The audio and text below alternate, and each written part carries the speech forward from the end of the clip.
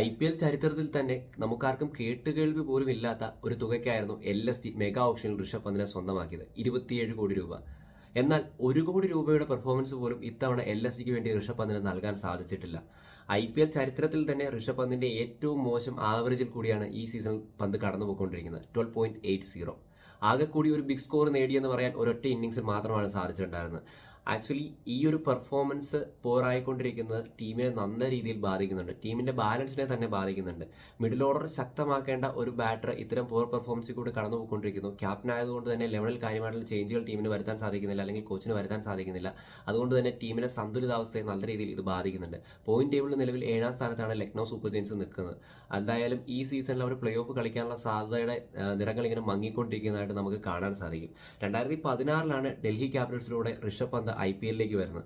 ആദ്യ സീസണിൽ, അതായത് 2016 കളിച്ച സീസണിൽ പോലും ഇത്ര മോശം ആവറേജിൽ കൂടി പന്തിന് പോവേണ്ടി വന്നിട്ടില്ല എന്നുള്ളതാണ് യാഥാർത്ഥ്യം. എന്തായാലും ഈ ഒരു പെർഫോമൻസ് വൈസ് കഴിഞ്ഞ സീസണിൽ പോലും ഇപ്പം 2024 സീസൺ എടുത്ത് നോക്കി കഴിഞ്ഞാലും 446 റണ്ണ് അവിടെ ഋഷഭ് പന്ത് സ്കോർ ചെയ്തിട്ടുണ്ടായിരുന്നു. 40-നടുത്ത് ആവറേജ് കീപ്പ് ചെയ്യാൻ സാധിച്ചിട്ടുണ്ടായിരുന്നു.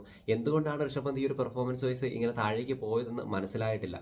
അതോടൊപ്പം തന്നെ അവിടെ ടീം ഓണേഴ്സ് നൽകുന്ന ഒരു പ്രഷർ വളരെയധികം വലുതാണോ എന്നുള്ള ചോദ്യങ്ങൾ ഉയരുന്നുണ്ട്. കാരണം നമുക്കറിയാവുന്ന ഒരു കാര്യമാണ്, വളരെ വ്യക്തമായിട്ടൊരു കാര്യമാണ് KL രാഹുലിന്റെ സിനാരിയോ. ഈ സെയിം സിനാരിയോ കൂടി കടന്നു പോയിക്കൊണ്ടിരുന്ന ഒരാളാണ് KL രാഹുൽ എന്ന് പറയുന്നത്. താരം ടീം വിട്ട് ഡൽഹി ക്യാപിറ്റൽസിലേക്ക് ചേക്കേറുകയായിരുന്നു.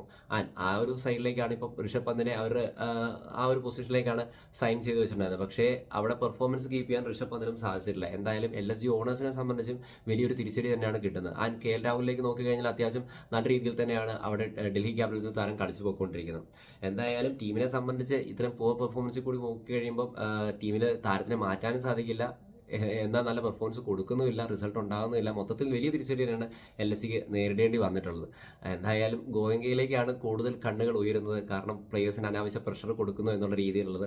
എന്തായാലും നിങ്ങളുടെ അഭിപ്രായങ്ങൾ തീർച്ചയായും കമന്റ് രേഖപ്പെടുത്തുക. പിന്നെ ഈ ഒരു പെർഫോമൻസ് വെച്ച് നിലവിൽ ഇന്ത്യൻ T20 സൈഡിലേക്ക് ടീമിൽ പങ്കെടുക്കുക, അല്ലെങ്കിൽ ടീമിൽ ജോയിൻ ചെയ്യുക എന്ന് പറയുന്നത് ഒട്ടും ഈസി ആയിരിക്കില്ല പന്തിനെ സംബന്ധിച്ച്. ഈ ഒരു IPL സീസൺ എന്തായാലും ഇങ്ങനെയൊക്കെ ആയിപ്പോയി എന്ന് വേണമെങ്കിൽ നമുക്ക് പറയാൻ സാധിക്കും. അപ്പോൾ എന്തായാലും കാത്തിരുന്ന് തന്നെ കാണാം. നിങ്ങളുടെ അഭിപ്രായങ്ങൾ കമന്റ് രേഖപ്പെടുത്തുക. Bye bye guys.